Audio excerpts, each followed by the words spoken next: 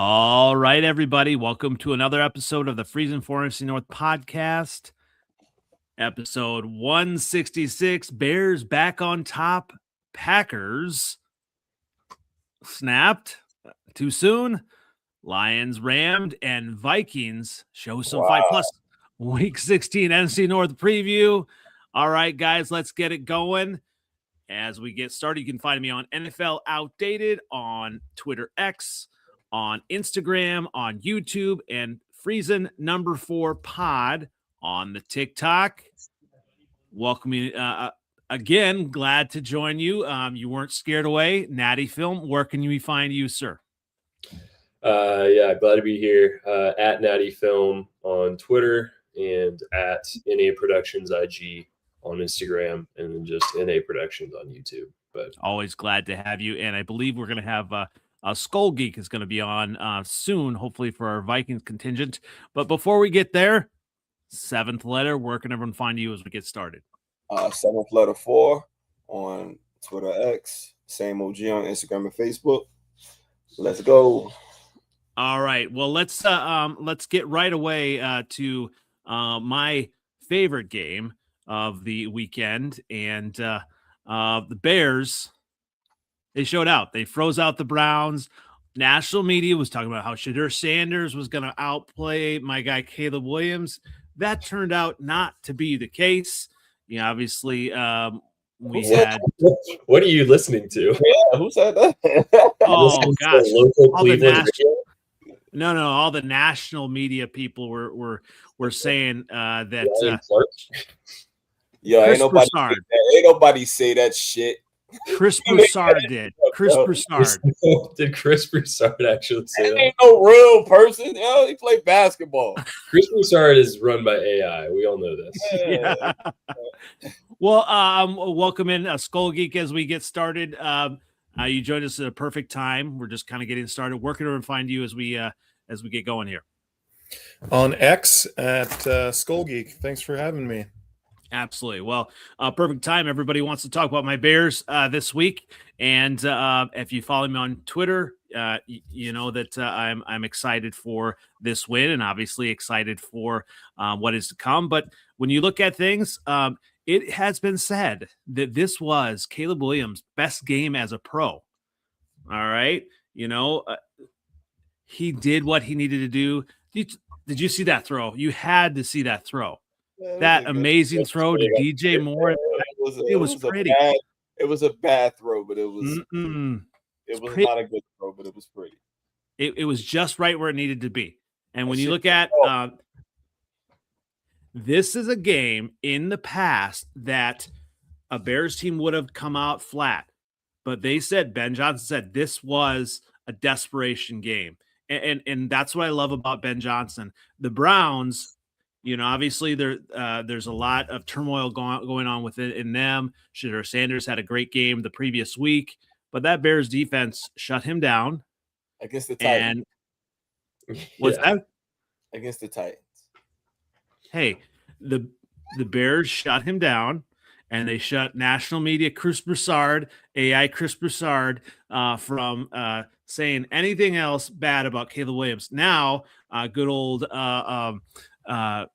all of the media, everyone's starting to be believers of my Bears. But when you look at it, helmet stickers, definitely look at Ben Johnson and what he was able to do. DJ Moore, Caleb Williams. Obviously there's still room to get better, and we are still winning. And so that's what I love about this. Obviously, 17 of 28, 60.7% completion percentage for Caleb, 242 yards, 2 touchdowns. So when you look at it, he is really starting to improve. He's starting to take the plays that he needs to, and really starting to excel in this offense. So I'm ready. I'm ready for the cold water. Who's first on my Bears? You want me to go first? Or you you're always first. It was a good win. I won't say I was overly impressed, but I think the fact that y'all run the ball so much, that's keeping Caleb in pocket. And slowing everything down for him, opening everything up top, so he can make easier throws. So he did play well. I think the touchdown pass was a bad throw, but again, like when they get him rolling out the pocket, that's when he does his thing. So that's when he's at his best, and I can't hate on that. What did Caleb say? He said, "I can make all the throws. I can make all the throws." That's what you want from your quarterback. He can, but he can't make a layup. You know what I'm saying? It's the in the pocket stuff that's the problem. Once he figures that out, he's going to be a problem. But this is going to be scary for the rest of the division. I'm just saying. I'm not I saying. did know, like coming into the season when we talked about Caleb Williams, I said it. He's going to be a problem. Everybody's like talking trash about him, saying that the Bears suck because they lost so many close games last year because of Caleb. But his escapability is elite. He might be the best in the league. I mean, is there anyone better? When he played the Vikings, there were so many times where people had him wrapped up. They had him on the ground. Like even our best guys like Grenard and Redmond, they had him just dead to rights. And it doesn't matter with that guy. He can just come out of nothing. So he's pretty incredible. And, I think you're right that if he can get the pocket figured out, it's going to be trouble. It's going to be real trouble for the rest of the division. Yeah, once he figure that out, he'll be all right. What I really love about this game is the defense. And we've had injuries. Obviously, we're going to talk about your injuries here at Natty Film very soon. But the Bears have had injuries. And Dennis Allen has really kind of brought some players along that we didn't know we were going to have to rely on this year. Nashawn Wright, former Viking. Stab in the heart. Yeah. DeMarco Jackson, linebacker. We've had issues with our linebacker. Tremaine Edmonds has been out. We've had a lot of injuries there. DeMarco Jackson was the NFC Defensive Player of the Week, 7 tackles, 2 pass defense, 1 sack, 1 interception. You look at some of these unheralded players from the defense on the Bears side of the ball, and really it's Dennis Allen scheming, which I've been very covetous of the Minnesota Vikings because of Brian Flores and what he's done. But that's what I love about Dennis Allen. I feel like he's able to scheme the right players in the right places, and obviously he's going to have to do a little bit more of that coming up in Green Bay. We'll kind of look at that as well. But I love what the Bears are doing on defense as well. Y'all spent a lot of money on defense, bro. We did. Players. That's like on paper, y'all was better than everybody in the division last year. I don't understand.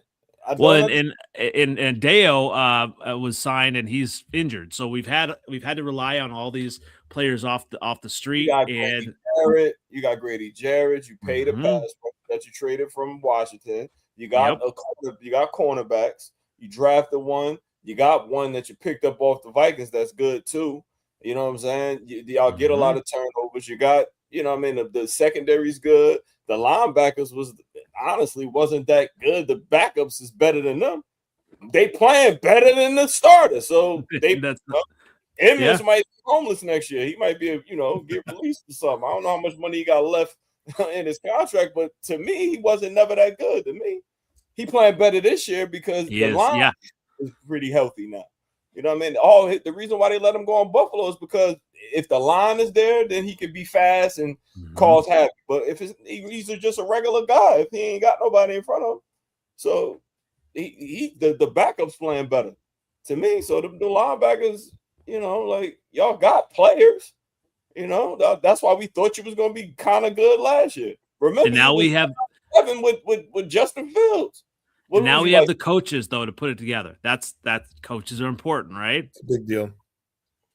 Well, you got a lot. You got a lot of pieces. Y'all spent a lot of money on the offensive line this year, so y'all can run the ball, have a more balanced offense. So you got a lot. You ain't paying no quarterback yet. Y'all got all the money. Y'all got all the players. The offensive line. I just love this. This is. This is. It feels good to be in first. I'll just say that. Yeah. Joe Thuney, right? Yeah. Joe Thuney, yes. NC State legend. Love that guy. All right, let's move on to a team that is not in first, but they are showing some fight. So the Vikings outlasted Cowboys 34-26, win on the road in Week 15. All right, Skolgeek, hand out some helmet stickers. Helmet stickers, okay. Well, first of all, JJ McCarthy, everybody's talking trash about the guy. He could have just, gone and tucked his head in his shell and just never seen the light of day. But I mean, that's the way a lot of people would have done it, with how much trash the entire NFL was talking about him. I mean, everybody and their grandma was talking about the meme about him, calling himself 9. I mean, it was a little embarrassing, a little cringy. But I mean, he just came out and he balled, dude. That was just incredible. Another helmet sticker would probably go out to Naylor. Naylor was insane again. I think he's benefiting a lot from, Justin Jefferson just taking a lot of the coverage, doubling him up. But I mean, you can't do that for the rest of the year. You're not going to make your best receiver just be a decoy for forever. I mean, even like every other quarterback, even though Justin Jefferson was doubled, has tried to, found a way to get Justin Jefferson the ball. Not JJ. Yeah, JJ has not made that a priority yet, but he'll figure it out. I mean, this last game, it seemed like he was doing a little bit better job just throwing the ball in there no matter what, but they just aren't quite on the same wavelength yet. There was a couple of plays. One, he threw over the middle, and he was just a little bit high on, and then the other one, then Justin Jefferson just went right through his hands in the end zone. So it's just like they haven't quite synced up yet, but it does seem like they're kind of figuring it out. Another helmet sticker goes to someone without a helmet. Flores, man, that guy, he just knows how to scheme. I'm just so happy that he's on our team. And I'm also happy that he's probably not going to get another head coaching job for another couple of years, depending on that lawsuit. But I love Flores, and I think that he's good enough to be to get another shot at being a head coach. I just don't think people are going to take a chance on him just yet. I know that some of the Cowboys fans were like, "Oh, we should get Flores to be our DC next year," but it doesn't make sense for him to make a lateral move to the Cowboys when he's a loyal guy. He's going to stick around to the guys that actually stuck their neck out to give him a position in the first place. So I don't think the Cowboys are going to be able to give him more money, especially since Jerry Jones is kind of a cheapskate when it comes to coaching anyway. So I have a good feeling about him sticking around for at least another year, maybe 2 years. So happy about that. But our defense, I mean, we don't have a ton of just incredible stars on the defense. Just everybody does a pretty good job. So happy about this win. Happy that the Vikings are pulling their head out of their butt and like actually, showing up for some of these games. I know it was against the Commanders and the Cowboys, but the Cowboys were on kind of a streak, so they were doing pretty well there for a little bit. So I'm pretty excited about like actually showing up. A lot of Vikings fans are a little bit sad because they're like, "Oh, well, our draft pick is going to suffer." I personally feel like that's a loser mentality. It's like once you get down that rabbit hole, you just end up like the Jets and the Browns, You just end up just having a terrible losing culture all the time. You're like, "Oh, well, we need that first pick again." And I mean, look at teams like New England. New England does not care about that. They've never cared about that. They want to win. And if you have that as like your focus, you don't need that first pick every single year. I'm excited that we're actually, showing up with some fight these last couple of games. Well, yeah, I mean, you look at it, and I feel like KOC is a good coach, and I think had they just kind of spiraled and started losing games, I think if he has a little bit more time with JJ, I'm not a huge JJ fan, but get a little bit more time with him, give JJ time. I think the Vikings can be something. Obviously, I mean, you said with that defense, so. So I think one thing about JJ, everybody says that he's terrible. And I know that he looked terrible for a lot of games, and I'm not going to make a ton of excuses for him. I'm just going to say that he does have the arm talent, and he does have the escapability. So if you can get those two together and you actually, he finds a way to like stop missing on those throws high, because there's so many games where he was just floating them, sailing them right over the head of everybody. And if he can just, instead of completing 54% of his passes, get up to like 62, 63, I think that's going to make a huge difference in come around from completing 150 yards to 250 yards, because he definitely can score touchdowns. He definitely has the it factor when it comes to, like, you know, points in the game where you need points. I mean, he showed it a lot of times this season where he can actually get it done, which you know, you can't say that about a lot of rookie quarterbacks. Man, he got moxie. Yep, he does. Yeah, All right, I mean, it's like one coach that could potentially figure out a way to work within his limitations. It's KOC. Yeah, I mean, that's perfect. Well said. Was his limitations. I mean, KOC came out and said it. We need to dumb down this playbook.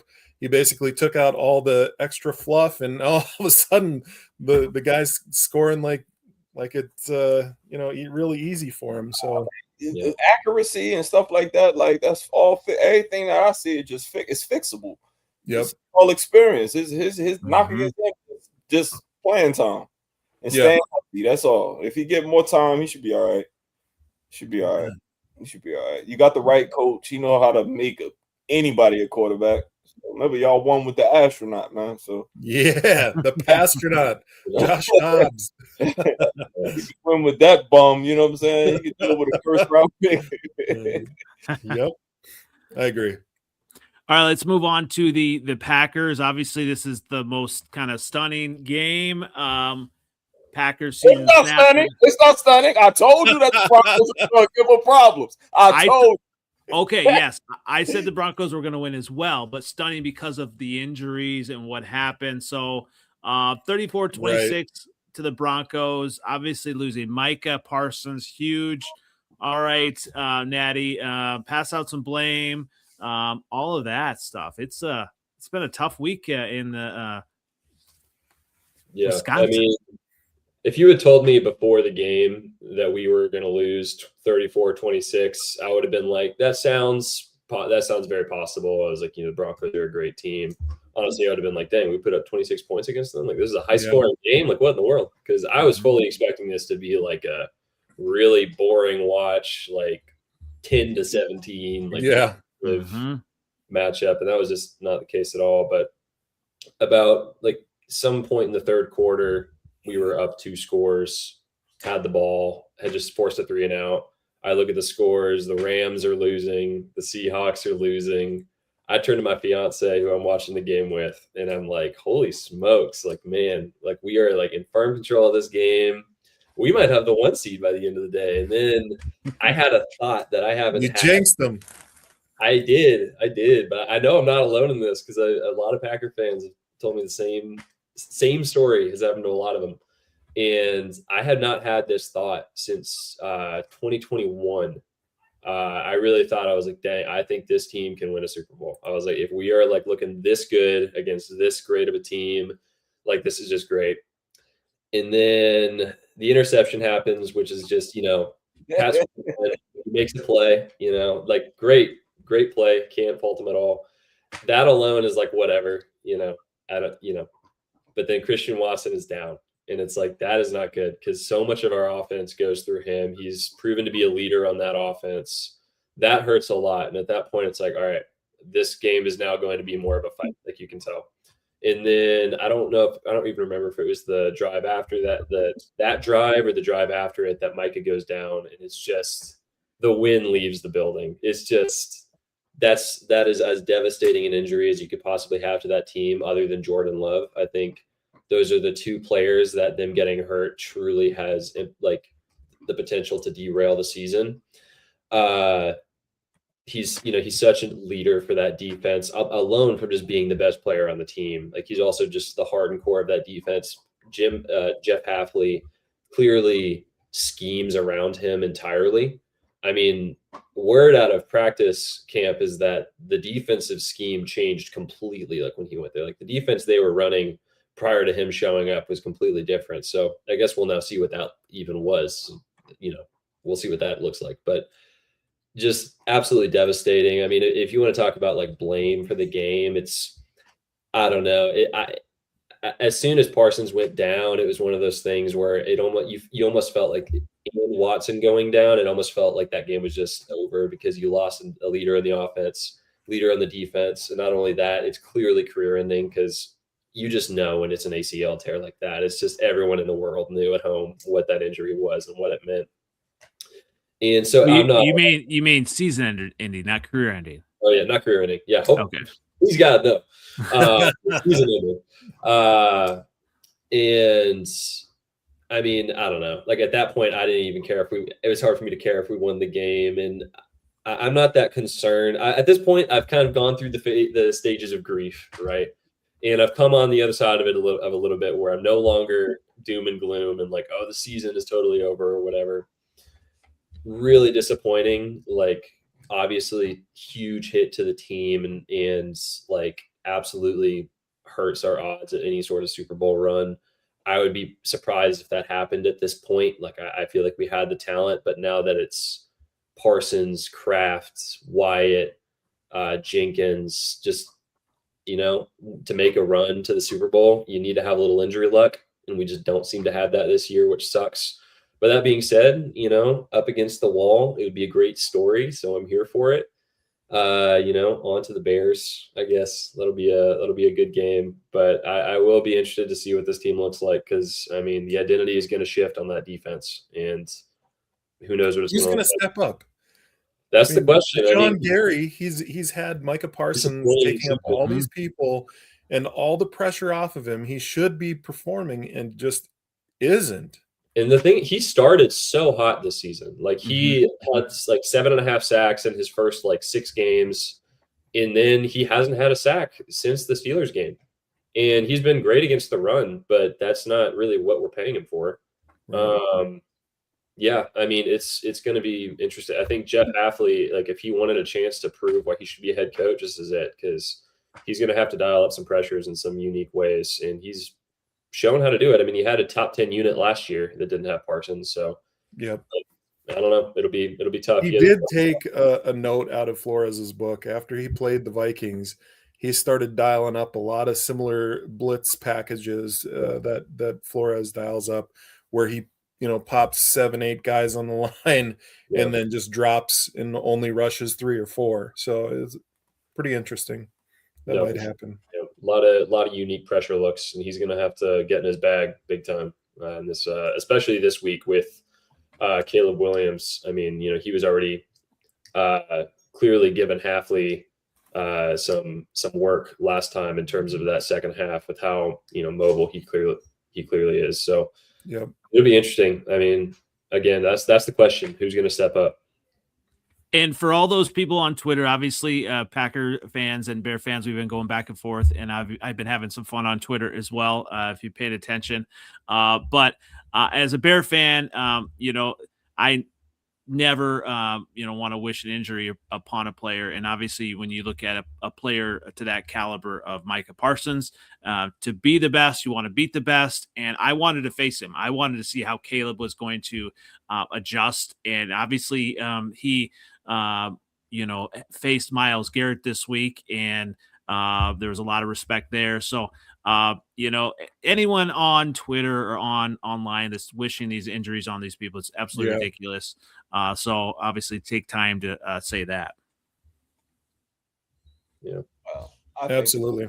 100% agree. I was watching the game with my son, and my wife was like, "Oh man, he's injured. Isn't he their best guy?" And I was like, "Yeah." And she thought maybe I was happy that Parsons was injured. I was like, "No way, man!" Mm-mm. Like it just feels bad seeing a guy of that caliber going down to injury like that, especially non-contact injury where it's season-ending. It's like, golly, it sucks for football when a person like that goes down. There've been a lot this year too. Did y'all cry when Aiden's leg got broke in half? Oh, that was sad. Yeah. He was sad then too.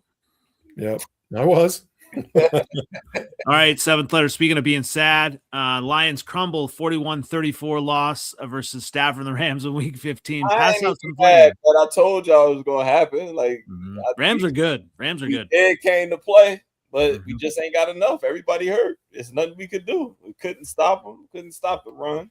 I think they done figured out my defensive coordinator because they ran the ball 6 and 5. Every time they ran the ball, it was 3rd and short every time. You know, they went for it on 4th down every time because they knew they can get it. They knew even Blake Corum was doing well. Crazy. Everybody was doing well, you know. So it's like we came to play in the first half. I was proud of us, but you know, after a while, it just started sending that pressure down the middle, getting Goff off his spot, and it is what it is. You know, like I knew they were better than us. They got all their people, so it's whatever. We'll see them next year. And next year might be on pretty quickly for you. You might have to be thinking about, because let's move on to this next week, because I think this is kind of a must win. I don't want to win. You don't want to win. Okay. So the Steelers at the Lions. Lions are 7-point favorites, over under 51.5. Seventh letter. Give some keys. Let's be positive. The Lions have to win, and they're gonna win. Come on. Versus Aaron Rodgers. Not gonna win. This is not my favorite 7th letter. We're not gonna win. Yeah, we're not gonna win because we too hurt. It's like the injuries is like we only got, like, if you look at Jared Goff's stats, all the yards and receptions with the Jameson Williams and Amon-Ra St. Brown. All you gotta do is take them out the game. The defensive front, the Steelers front four is gonna stop our run. Because I ain't got no interior line. It's just a bunch of just stitched together shit. Well, the Steelers don't have a secondary, though. Secondary is exploitable. Well, I think they just not playing well. You know, is Frank Ragnow back starting? No, Frank Ragnow came back. He had a grade 3 hamstring tear when he came in. He didn't pass the physical. Yeah. If Frank was playing, I'll be a little bit more optimistic. I said that if Frank come back, we ain't losing again. But when he came back with the grade 3, he was gonna try to tough it out. He didn't even know. Bro, shut up with his hamstring like hanging off. Hanging off the knee. Tenderism. Full hamstring tenderism, yeah. Well, that's what happens when you don't show up for football for 6 months. Then all of a sudden you're like, I'm a starter in the NFL. He said he was working out the whole time. Was he? Working out off season. He didn't even do it during the physical. Wow. He's tough. He played with a broken throat one year, man. That boy tough, man. He should have never left. He should have stayed. Well, it looks like you have some keys to the game here. Yeah, I was going to say here, because I when you look at it, I think the Lions are going to control the game tempo. Moving down to 3, TJ Watt's not playing. I don't know what's happening with the Steelers, all these injuries. It's really freak injuries with his lung getting punctured. Yeah. So 7th letter. And I believe the other, there's another rusher that's not going to be playing either. So 7th letter, you have the offense. You're going to win this game. You're going to win this game. You know why? You know why I'm saying we're going to lose? Because David Montgomery put up a wild tweet. Uh-oh. You know what I'm saying? He getting mad. He ain't playing. He ain't getting the playing time that he want. But that's all line related. We got to hurry up and get a ball to Jameer so he can break a long run or something. Because David Montgomery ain't getting through the hole fast enough. Like, the offense is ran through him. Do you know this wouldn't be happening if you had Ben Johnson? No, it would. It would. Without a doubt. You have the luxury of having a good offensive line. You invested better in the offensive line. But I also think Ben Johnson helped you with that because he know what kind of players. You know what I'm saying? Yeah. Yeah, he came in and basically demanded it. He's like, I'm not going to come into Chicago and not have a good offensive line because he knows how important it is to build through the trenches. Yeah, that was his success. He was able to run those long developing plays because he had the time to do it. Jared Goff has been playing relatively well this year, contrary to popular belief. Even with the bad offensive line, he's been playing real good. So I'm proud of my son Jared. But we can't, like, it's just that the offense has become so one dimensional now. We easy to beat. Like if we're better than people, we're better than the Cowboys, and we're better than the Steelers, and we probably will win. I don't want to win though. Everybody that's all of a sudden now having injuries, we didn't get anybody feeling bad for us the first 10, 12 weeks of the season when our entire offensive line was completely decimated and JJ McCarthy's just getting blown up every single play. He's got to get rid of the ball within a second and a half in order to get it to somebody. And JJ McCarthy sucks because he just didn't have the time. My whole defense was hurt last year. Yeah. And nobody cared then. I don't care because we won 15 games with that same hurt team. So it's just now the injuries are every injury ain't equal. Yep. That's true. And for some reason, it was a lot of bad teams last year. A lot. A lot. Like the Commanders is a whole different team now. You know what I'm saying? I said it, they would be. Yep. No one believed me. At the beginning of the year because they didn't invest in it. They still got them old ass players over there. You know what I'm saying? And they had all those injuries early in the year. It was just nobody cared about. I don't care about the injuries. I'm just saying we can't win with the injuries that I have now. We don't have no tight end. Jared Goff need a tight end because he's not mobile. He needs an outlet. You know what I'm saying? Jahmyr Gibbs, everybody dialing in on him. We're not using Montgomery enough because we really can't. Yeah. I would try to get him on the field and have Jahmyr in the slot or something, but they ain't doing that enough until the second half, until we get down again.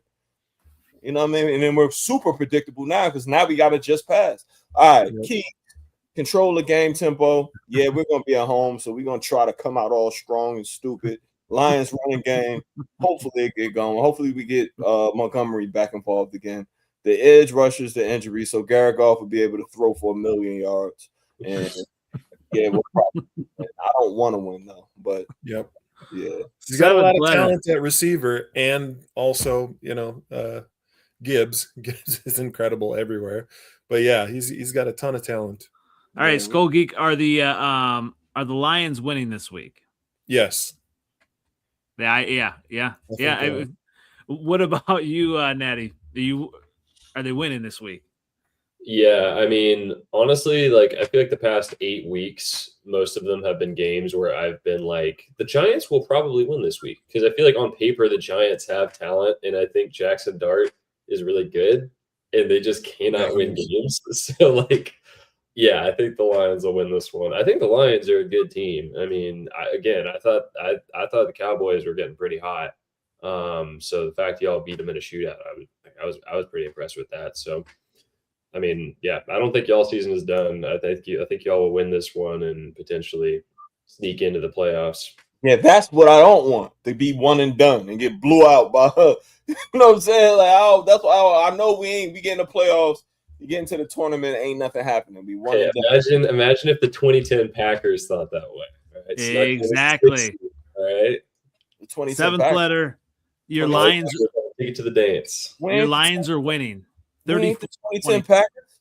2010 Packers. They found the diamond in the rough. What was the cornerback y'all drafted out of Miami that all of a sudden was like the best corner on your team? You had Rob Woodson. You had Clay Matthews. You had material. Man, nah. Y'all had a way better team than we have right now. All injuries. They had all them receivers, all the dynamite receivers. Not like now. Y'all got a bunch of regular mid people. You had some of that Donald Driver action, Jordy Nelson, Jennings. Y'all was loaded. Yep. What? Hey, 6 seed though. I want you to win so we can come back and we're positive. We need to turn the page for your 7th letter. But let's turn the page to the next game. The next page says 2026. Right. Speaking of obviously a team that's going to be on to 2026, the Vikings. Tell you what, I mean, -3 here. They're favored at the Giants. The Giants are kind of they've got a lot of promise. Obviously, a lot of people injured as well. But give us some of your keys to the Vikings winning against the Giants. I think a major key is just having JJ McCarthy come out cool and calm, not just hyped up. Every single time he comes out all hyped up, he's sailing the ball and he's completing 50% of his passes. So just cool and calm. Brian Flores just bringing the same type of pressure against the rookie quarterback, and just run the ball. I mean, KOC has a problem when it comes to passing the ball because he's a former quarterback. He wants to pass the ball every single down, especially on like 3rd and short where you're like, just run the ball. Can we run the damn ball? And no, he comes out and passes it. So the last 2 games, he's done an amazing job at just coming out. And I know we don't want to be predictable, but sometimes just get out there, have your hogs do the job, and run the damn ball. That's all. I mean, we've got a decent offensive line, and a lot of the guys are coming back from or have come back from injuries, so they look pretty good. It's just run the ball, and then it'll make JJ McCarthy's job a whole lot easier. And when you look at the Giants, I believe they are down. They are 31st in their run defense. So they're giving up 153.6 yards per game. So if there's anything incredible, if you could give that guy a ball, he's just a beast. He's really fast. He hits the hole so well. Just let him run the ball. I just love watching him play. Yeah, so if there's any team to run on, it's definitely Giants. The Bengals are only worse at 32nd. So, definitely. I had throw in there create turnovers. Jackson Dart, he's definitely a talented quarterback. I think he's going to be good long term. But like even in college when he was at Ole Miss, he had a penchant for just like throwing a ball up and getting it picked off. So maybe the Lions, the Vikings can do that as well. Yeah, if we could get back to getting some turnovers. I heard today last year the Vikings were plus 14 or plus 15 for turnovers, and this year we're minus 12. So I mean it's a huge swing when it comes to how many turnovers we're getting from last year to this year. Just makes a huge difference in winning games. So you are picking them to win then? Yes, barely. Right. It's going to be a close game because, I mean, their record doesn't show how good the Giants are. I feel like everybody's going to come in and be like, oh, yeah, the Vikings are going to dominate. It's going to be a close game. You can't rule Jackson Dart out. Yeah, absolutely. What about you, Seventh Letter? Are you picking the Vikings this week? I'm gonna pick the Vikings. I think it will be close because it's 2 like rookie quarterbacks. I think both defensive coordinators are gonna try to heat the young boys up, so it'll be some turnovers. But I think the Vikings just got a little bit more on offense, and because he's trying to protect JJ, he running the ball a little more, and that's always been my thing with the Vikings. The Vikings is easy to beat because they're gonna pass a lot. Yep. And they'll have to, and they'll go away from the run, and they'll be killing with the run and just go away from it. Yep. You know what I mean? Totally. Because of not the trust they haven't yet developed in JJ. I think that they'll run the ball, and the Giants cannot stop the run. That's how we beat them because we just gave the ball to Mirror, and he won the game for us. So I think that he's not they ain't got no Mirror on their team, but I think that they can beat the Giants. You know what I'm saying? With the run. All right. What about you, Natty? Are you picking the Vikings here? Yeah. So I definitely got my mental notes mixed up. I think the Lions will beat the Steelers. I got ahead in my mental notes, I think. But yeah, everything that I had said previously, same thing. I think the Giants are a better team than their record, but also they keep losing games. So I think Jackson Dart is awesome, but I still don't think that they are quite there yet. So I would take the Vikings here. What's crazy with the Giants is we talked about this when they played the Bears and the other division teams. They have names up front, on that defense. And it's just crazy to look at them as 31st against the run. I mean, I don't understand it either. Dexter Lawrence, Brian Burns, Bobby Okereke.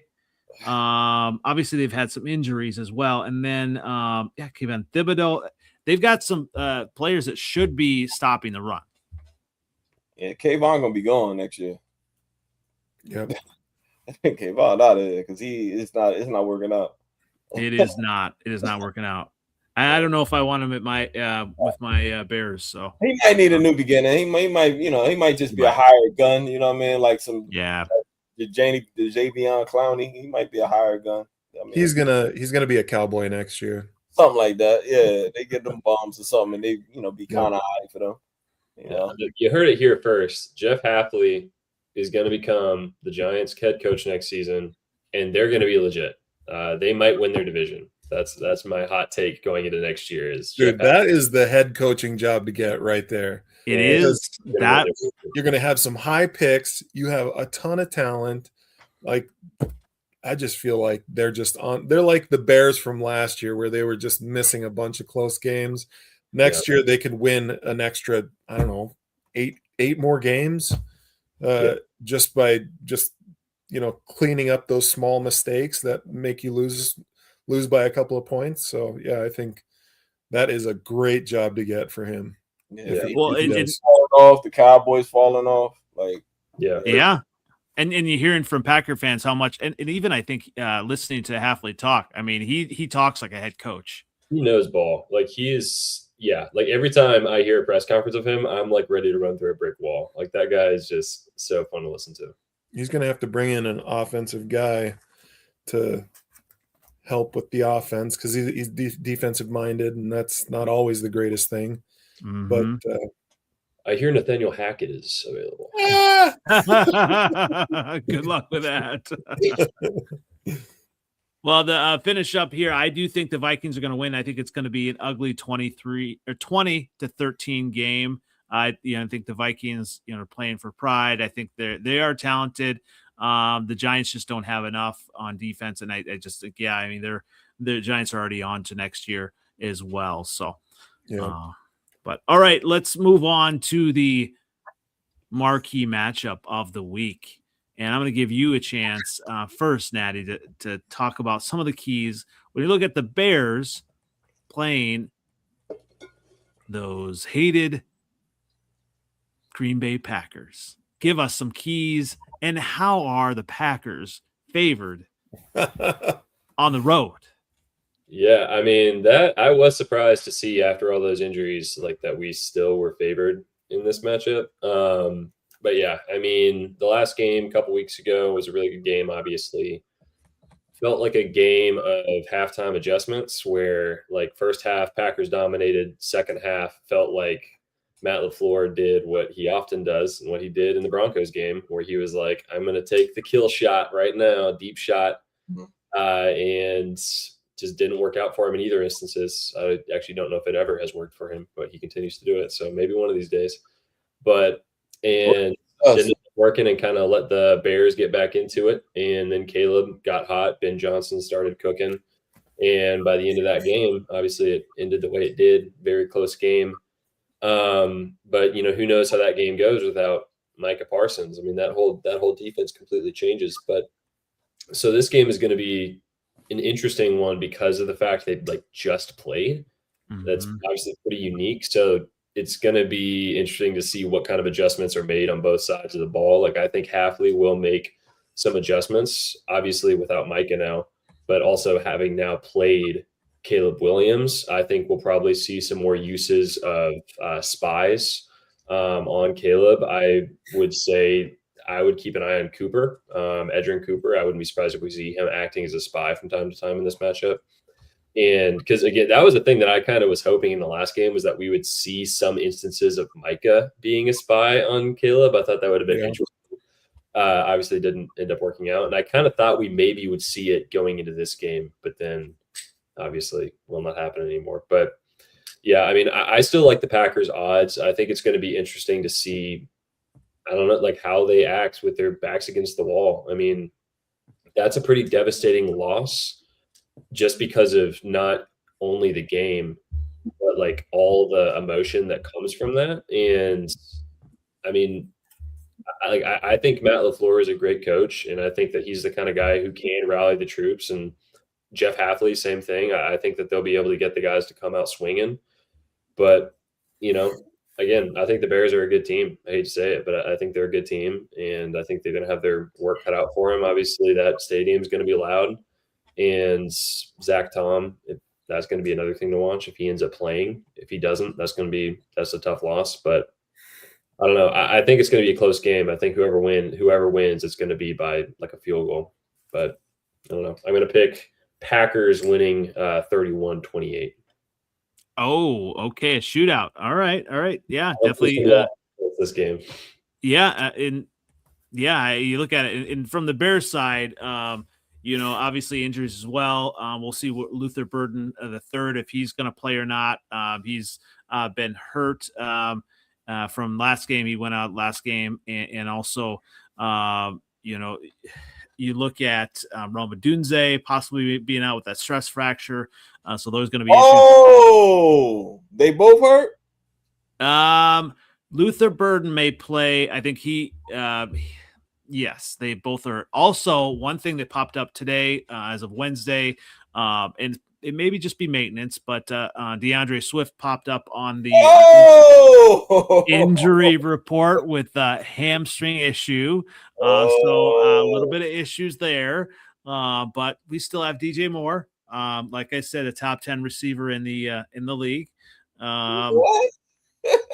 We still have Colston Loveland. All right. Manungai. We still have Manungai. But I think it will be important. Hopefully Swift is healthy for the game because, the Bears, you saw in that second half when they were running the ball, we were just, controlling the line of scrimmage and just running it right down their throats and just, taking time off the clock. And, obviously then when the Packers got the ball back, we couldn't stop them. So I think that's going to be important. Attacking that Packers secondary. And are there going to be issues? Isn't there an injury in that secondary, Natty? Yeah, Evan Williams, Yep. who's been playing out of his mind this season, like one of the best state safeties in the league this season, is he says he's day-to-day. It's possible he could play, but I saw a couple reports that it's likely going to keep him out this week and possibly next week, but that'll definitely be something to watch. Yeah, Evan Williams has really been playing well since I gave him that T-shirt in training camp. So I think I'm really to blame and for that. All right, so in really stopping the run game, talk about injuries. From what I'm hearing, it was long for the Packers, and you look at Josh Jacobs. He really is a stud, but he's also dealing with a knee injury. I think he's still going to play, and I think he's still going to do well. We guys really have to continue to contain him. I think it's going to be important to turn over Love, and I think when you look at what Love may try to force things. So that's what I'm hoping that if he's going to try to force things downfield a little bit, because obviously the secondary, with Watson and Reed, it burned us in the first game, and we do have Tyreek Stevenson back. I think that's going to be helpful. We do have Jalen Johnson was not 100% in that first game a couple weeks ago. He's starting to get more reps. He admitted that he's going to get better with more reps and getting back into game shape. So I think he's going to be at top form this week. But it's going to be this is seventh letter. As you say, we better win. We better win this game. This is. I think y'all licking y'all chops because y'all played them so well the first time. So I agree, but but I didn't know y'all was this hurt. So that it'll be a defensive game, and honestly, because they got all those injuries and on the defensive line, that DeAndre Swift fact. Well, Manungai can kind of punish them too. Yeah, he can. You know what I'm saying? So it don't really matter if Manungai got in and y'all just slow the game down and hopefully. Caleb hits his layups. Y'all can easily beat the Packers this week. This Packers team because they're so hurt. Tremaine Edmonds may be back as well for the Bears. So I know how much of a fan of Tremaine Edmonds you are, seventh letter. Fat Nose is one of the worst linebackers in the NFL, if you ask me. But that's if you ask me. I think the Bears are going to win 31-21. I do think it's like a Heidi Ho, like 10 points. Yes, I think that Caleb Williams, he has between 275 and 300 yards this week. I think this is a statement win for Ben Johnson. I think he comes, the crowd's going to be there, and I think obviously not having the pressure from from your guy Micah Parsons. I think he's going to have more time to throw. He's just going to have more lanes to throw. So I think he is going to have a big game. Obviously, that's going to push his total, hopefully close to the 4,000, because he does need 283.3 yards per game the rest of the way to get to 4,000. So hopefully he has a big game, and then we'll talk about the next games as well. So I do think they win. So if Van Ness and the homie number 52 don't play good, you should punch them in their face, being first round picks and being waste. I'm telling you, Lucas Van Ness got all of the material to be good. Well, he's hurt right now, so he's probably going to be on limited snaps this week. But Van Ness is going to be. Yeah, he actually was playing hurt last week on. Wow. All right, y'all about to definitely lose then, yo. Maybe 10 points. when you're at a point where Van Ness being hurt decides, that's not good. Van Ness is a good athlete. He's a great athlete. I like Van Ness. You know what I'm saying? I like him. I just think he's not on the right team. When y'all drafted him, I'm like, that's perfect. Yeah. He was off to a good start this season, and just again that injury bug. Yeah, tell you what, if the Bears win this week and the Lions lose, the Bears clinch playoff spot. So I'm all for that. I'm gonna help you out, man. help us out. All right, Skull Geek, what about you? Are you Packers or Bears this week? I think it's going to be 27-24 Bears. Okay. And I'm not an expert on this matchup. I don't really know who's injured, but it sounds like the Bears and Packers both have injuries. But I also wanted to say NFL Outdated and I are going to be teaming up this week against the Packers, and we're doing a giveaway. We're doing a Mike Ditka signed jersey to beat the Packers. So details for that will be out on X soon after. Sorry, didn't mean to go against your Packers like that, but I hate the Packers more than I hate the Bears, so we're teaming up. And if anybody wanted to know how I got this jersey, not a Bears fan, but I was, in my younger years in college and high school, I played linebacker and defensive end, so I was a Dick Butkus fan.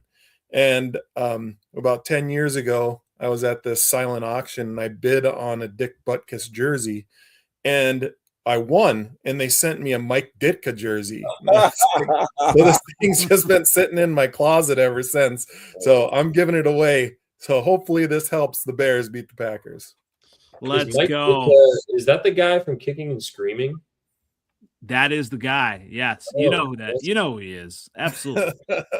he goes sit there and act like he don't know who Mike the actor from Kicking and Screaming. I don't. All right. So everyone has to retweet this. What do we have to do for this? We'll put the details on X. Love that. But yeah, Love that. It's follow all that stuff, and we'll put it in there.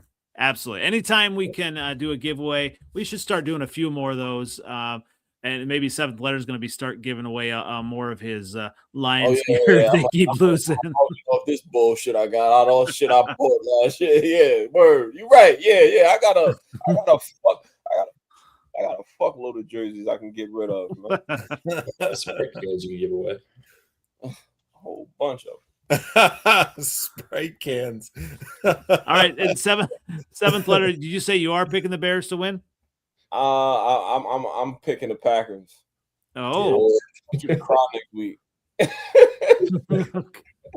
I want you to curse me out. Packers. Again. What's the score for the Packers? The Packers. I'm got the Packers winning. 28-24. All right. Okay, close. Yeah. All right. Tell you what, I mean, there is nothing like a Bears-Packers rivalry. I mean, obviously you got the Vikings and Lions and all that, but I mean, Natty, I mean, okay. So I wanted to ask you about this as a Packers fan. So I've seen a bunch of this stuff on X. Is it a bigger rivalry between the Vikings and Packers or Bears and Packers? Because obviously we don't really care about the Bears very much, and we don't really care about the Lions. But you see how they making up this rivalry? The Packers have beat the shit out of the Bears for 30 years. Like they say that rivalry. How's it a rivalry? It's about the history. All right. Okay. That being said, like, I mean, as a kid, I always did, like, I dreaded the Vikings more just because, like, it felt It was like good.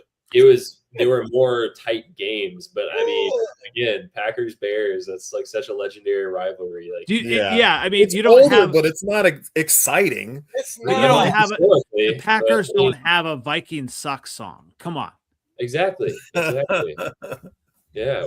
But I mean, again, you say that, but I think this next like decade is going to be a lot of great games between these two teams.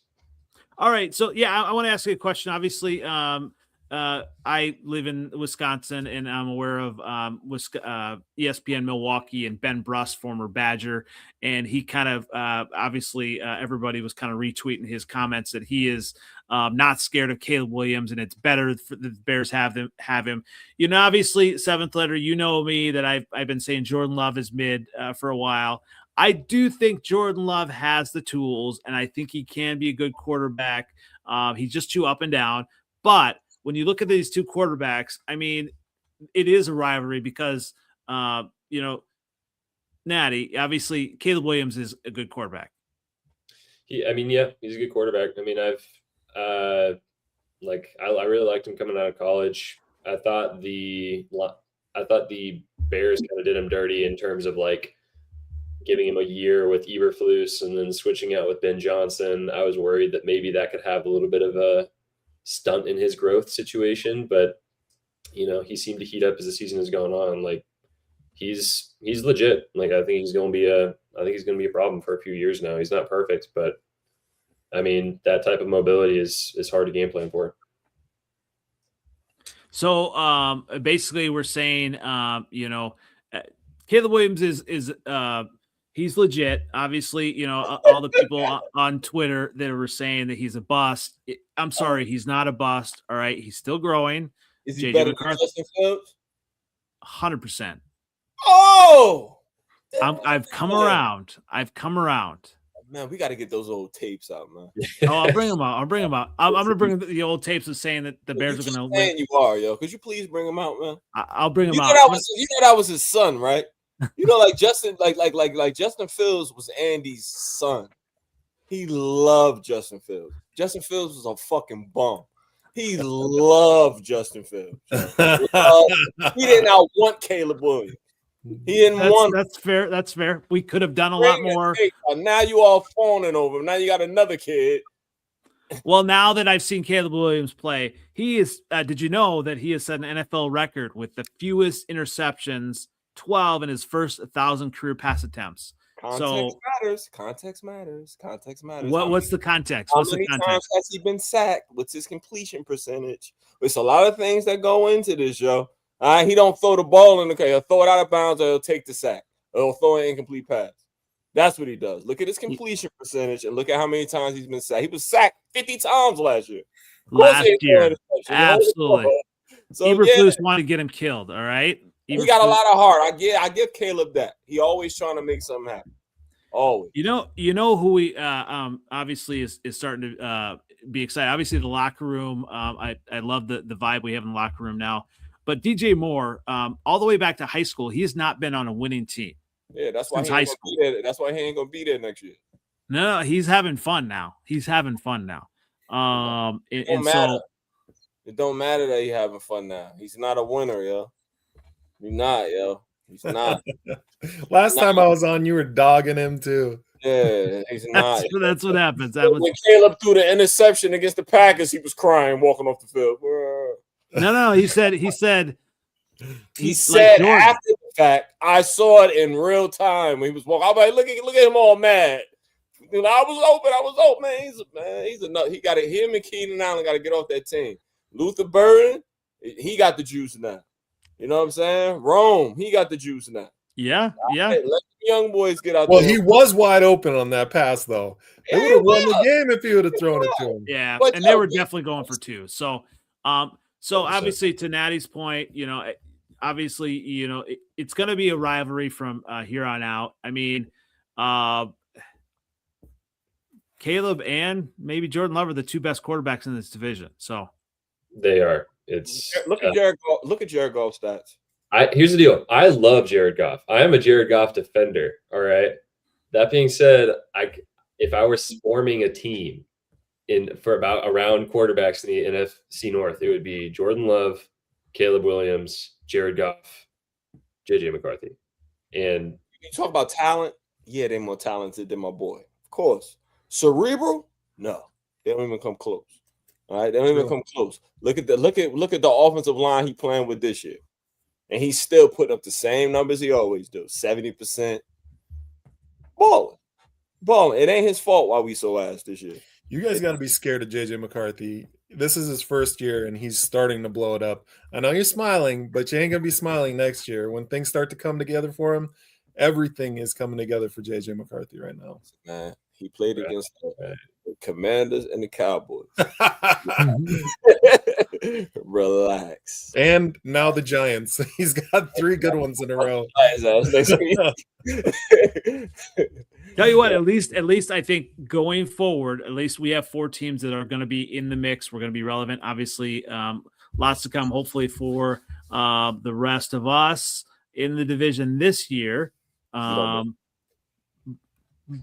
obviously, I think we all have good teams. We have the best division in football, I believe. Yep. Again, there's no one better. Now we just have to. No division is even close. I don't think, is it? No. Now we just have to do it in the postseason. And I've been hearing a lot of people now. Natty, a lot of people are saying the Bears could get to and win the Super Bowl. I mean, that's just always listening to a lot of people. Who are these lot of people? Where are you getting your news from, yo? It's like a Broussard. A Fox NFL you look at? Like, what are you looking at? Twitter. I think it's Newsmax. Where do you get that from, yo? And Owens, she said it. Who the fuck? Who's telling you it? A lot of people. There are people that are saying it. People are saying this. Oh yeah, people saying it. People are Tell you what, you know me, I'm going to be hyping my Bears. I'm excited, but we better win. It's time. Ben Johnson's time. We better win. It's going to be a big game. Obviously, lots to come. We still have more games, but this is a big game. So definitely appreciate everybody coming on this week. Skull Geek, definitely appreciate you coming on last minute as well. And we're going to be stay tuned for that giveaway for the Mike Ditka signed jersey. Yeah, authentic. Beckett. Love that. So where can everyone find you as we close out? It's just on X at Skull Geek. But thanks for having me on. Really nice talking ball with you boys. Absolutely. And Natty, where can everyone find you? On Twitter at Natty Film, and then NA Productions, pretty much everywhere else. Very good. Definitely like and subscribe both of them, and like and subscribe me at NFL Outdated on X, Twitter, on YouTube, on Instagram, and on Freezin 4 Pod on TikTok. And we are actually on top of the North right now, but nothing's finished yet. So technically, 7th letter, where can everyone find you? 7th letter form, Twitter X, same OG on Instagram, Facebook. Pleasure spending my Wednesday night with you guys. Good luck on Sunday. Stay warm. Absolutely. And definitely stay tuned on Twitter. As you know, win or lose, I don't go away. All these Packer fans that go away on losses, I never go away. I'm there always. All right, now don't keep your hands off your son, yo. He a Packers fan. Right? Well, yeah. Okay. And the lady's going to be there too, and she's a Packer fan, so that's going to be fun. That's even better. That's even more. Don't be beating on her either. All right. No. Little wine tasting again, like you used to do last year during your games. All right. Everything's going to be fine this week. Everything's going to be fine. Well, I definitely appreciate everyone tuning in. And we'll catch you again next week. We're going to kind of decide if it's going to be a Monday or Tuesday. Obviously, Christmas is next week. So we'll be talking about that. But stay tuned for next week. And lots to talk about. Once again, this has been the Freezin NFC North Podcast. We'll catch you next week. Bear down. Go on. Let's go. Go Pack, go. Peace.